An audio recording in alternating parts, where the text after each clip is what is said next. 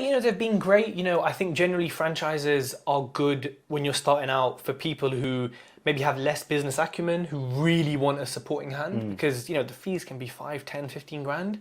And I look at that and say, if I was going to start a business, I could do a lot with that. But most people can't. A lot of people in the franchise are cleaners themselves.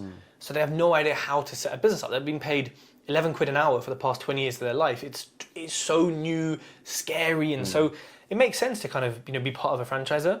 For me, it's there's a benefit in that if some people don't pay, they take legal action, they kind of do the chasing, they do the following up. Everything is kind of super above board. Buying it was easier because they would work with my accountant and say, yep, we can verify that, here are the contracts.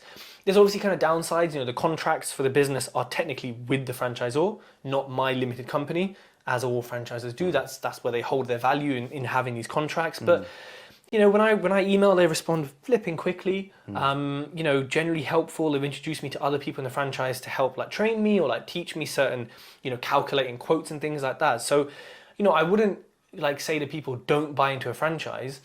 If you want to grow a certain size of company, very large, and you want to acquire others, and in that case, a franchise wouldn't necessarily work because there's going to be limitations and there's going to be, if I was to buy a cleaning company now that wasn't the franchise, I assume it would somehow form under the franchise. It would have to. And that's fine. That's what it is. That's what we've signed into.